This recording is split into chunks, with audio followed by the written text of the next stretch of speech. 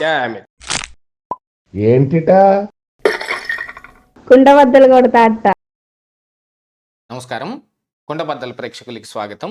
నేను గౌతమ్ కాటా.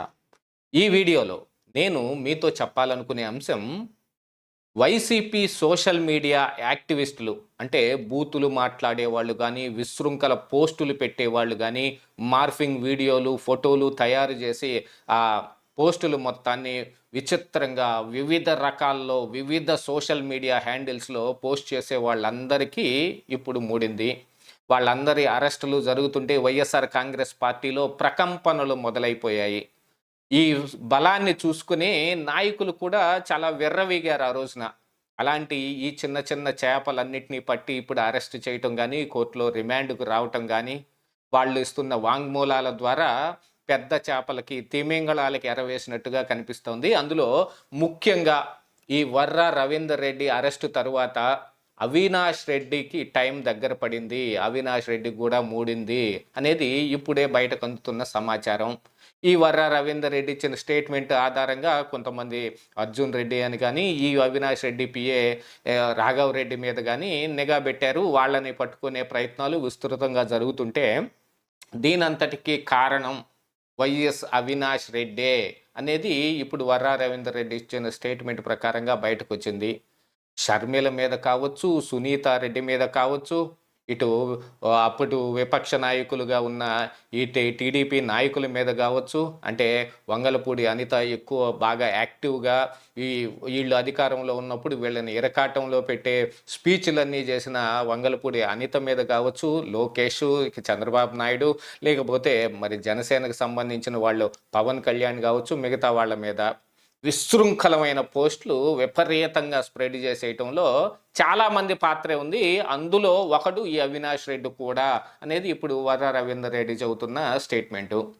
అవినాష్ రెడ్డి తన మనసులో ఏమనుకుంటున్నాడో, ఏం తిట్టాలనుకుంటున్నాడో, ఎవరిని ఏ రకంగా వేధించాలి, వాళ్ళని టార్గెట్ చేయాలనుకుంటున్నాడో వాళ్ళందరి మీద ఆయన డిక్టేట్ చేస్తూ ఉంటే, దాన్ని రాసుకోరా సాంబా అన్నట్టు మరి పక్కన సాంబార్ రాసుకుంటున్నట్టుగా ఈ రాఘవ్ రెడ్డి అంటే అవినాష్ రెడ్డి పిఏ రాసుకుని డైరీలో నోట్ చేసి అది వీళ్లకు వర్రా రవీందర్ రెడ్డికి వీళ్ళందరికీ పంపించటం. ఎందుకంటే వీళ్ళందరూ డిజిటల్ మీడియా కార్పొరేషన్ ద్వారా సొమ్ములు పొందుతున్నారు కాబట్టి వీళ్ళందరూ పాలేరు పని ఒప్పుకున్నారు కదా, వాళ్ళు తిట్టాల్చుకుంది మొత్తం వీళ్ళ చేత తిట్టిచ్చేశారు.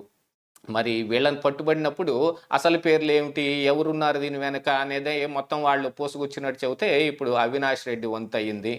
అవినాష్ రెడ్డి డిక్టేట్ చేస్తుంటే రాఘవ్ రెడ్డి రాసుకుని వీళ్ళందరి చేత ఆ పోస్టులు పెట్టించినట్టుగా, మా వివేకం సారు అని అప్పట్లో వివేకానంద రెడ్డి హత్య మీద ఈయన వీడియోలు కూడా రిలీజ్ చేశాడు. అలాంటి వివేకం సారు కూతురు మీద ఇతను పగబట్టేసి అసలు వివేకం కూడా మర్చిపోయి షర్మిలారెడ్డి స్వయాన జగన్మోహన్ రెడ్డి గారికి చెల్లెలు అనే విషయాన్ని కూడా వదిలేసి మరి వీళ్ళకి కావలసిన పోస్టులు మొత్తాన్ని వాళ్ళ మీద విశృంఖలంగా పెట్టేశారు. మరి నిన్న షర్మిలారెడ్డి చెప్పింది కూడా అదే కదా, ఈ చిన్న చిన్న కట్లపాములు, పైతాన్లు వీటన్నిటిని పట్టుకోవటం కంటే అసలు పెద్ద కొండ చెలువు పైన ఉందనే ఉంది, దాన్ని ఎప్పుడు అరెస్ట్ చేస్తారు, ఆ పైతాన్ని ఎప్పుడు పట్టకొస్తారు అని ఆవిడ కూడా మరి మీడియా ముందుకు వస్తుంది. అంటే జగన్మోహన్ రెడ్డి అనుమతితోటే వీళ్ళు ఇవన్నీ చేశారు అని. ఏతావాత తిరిగి చూసుకొని వస్తే ఇది మొత్తం వైఎస్ఆర్ కాంగ్రెస్ పార్టీ ఒక ఆర్గనైజ్డ్ క్రైమ్ చేయటానికి సోషల్ మీడియాని ఎంచుకోవటం, ప్రత్యర్థుల్ని వాళ్ళ వ్యక్తిత్వ హననానికి పాల్పడటం కానీ, వాళ్ళ మీద మాటల దాడి చేయటానికి, బూతుల వర్షం కురిపించడానికి వాడుకున్న ఇది మొత్తం ఇప్పుడు పార్టీకే మకిలి అంటుకోబోతోంది. ఇక పార్టీ పరిస్థితి ఏమవబోతోంది, పార్టీ గుర్తింపు రద్దవుతుందా అనే చర్చ కూడా చిన్నగా జరుగుతున్నప్పటికీ కాను ఇప్పుడు ఈ అరెస్టులు, ఈ విషయాల్లో ముఖ్య నాయకులందరూ నిన్న అంబటి రాంబాబు పెట్టకూడని ప్రెస్ మీట్ ఒకటి పెట్టేసి అందులో చెప్పకూడని మాటలు కొన్ని చెప్పేసి ఒక వ్యక్తిని తానే స్వయంగా పట్టించాడు. ఇంకా అదేమిటాయి అంటే, ఇప్పుడు నా దగ్గర నుంచి అరెస్ట్ చేసుకెళ్ళిన దగ్గర నుంచి నేను ప్రతి నిమిషం కౌంట్ చేసుకొని 24 గంటల్లో కోర్టులో ప్రొడ్యూస్ చేయకపోతే నేను చేసేది మామూలుగా ఉండదు అని. సరే, ఏం చేస్తాడు అనేది ఇంకా అంబటి రాంబాబు ఆయన సొంతానికే వదిలేయచ్చు. ఏం చేయగలడు, ఏం చేస్తాడు అనేది ఎవరికి తెలియని అంశమే. ఎందుకంటే ఆయన మంత్రిగా ఉన్నప్పుడు ఆయన మంత్రిత్వ శాఖ వహిస్తున్న ఈ దాంట్లోనే ఆయనకేం తెలియదని ఆయనే చెప్పాడు. మరి దీంట్లో ఏం చేస్తాడో ఇంకా ఆయన చూడాలి. ఇలాగా కొన్ని బూమరాంగ్ అయ్యి వాళ్ళేదో చేయపోతే నిజంగా వాళ్ళు పట్టుబడిపోయి మరి రేపు అతనేమన్నా అంబటి రాంబాబు పేరు చెబుతాడా? ఆయన చెప్పాడు, ఇదిగో పలానా పోస్టులు ఆయన చెప్పినయే పెట్టాను అంటే మళ్ళీ అంబటి రాంబాబు అరెస్ట్‌కెళ్తారేమో. అదేం తెలీదు. కాకపోతే ఇప్పుడు వర్రా రవీందర్ రెడ్డి ద్వారా అవినాష్ రెడ్డి పెట్టించిన ఈ పోస్టులు మొత్తం బయటకు రావటం మొదలుపెట్టాయి. పలానా పోస్టు ఆయన చెప్పితే చేసింది. పలానా వాళ్ళని టార్గెట్ ఆయన చెబితేనే చేసింది.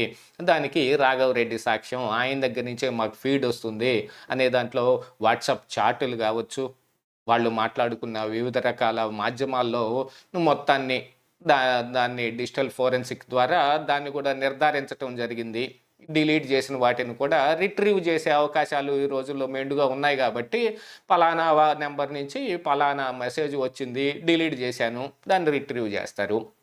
ఎన్ని గంటలకు వచ్చింది, ఎన్ని నిమిషాలకు వచ్చింది మొత్తం తీస్తారు. అది రాఘవ్ రెడ్డి మెడకు చుట్టుకుంటుంది అని అనుకుంటే మరి రాఘవ్ రెడ్డి ఎవరి పేరు చెబుతాడు అనే దాని మీద ఇప్పుడు ఉంది. అర్జున్ రెడ్డి అనే కావచ్చు, లేకపోతే మరి సజ్జల భార్గవ్ రెడ్డి కావచ్చు, అందరికీ ఏకకాలంలో ఊపిరి సల్పకుండా గతంలో వాళ్ళు చేసిన ఈ విశృంఖల పనులు మొత్తానికి ఇప్పుడు పెద్ద భారమై కూర్చుంది. వాళ్ళ నెత్తిన పెద్ద రాయి పెడితే ఊపిరి ఆడనట్టుగా వాళ్ళ పరిస్థితి ఉంది. ఇప్పుడు ఎవ్వరు ఊపిరి సలపలేరు, బయటకు రాలేరు.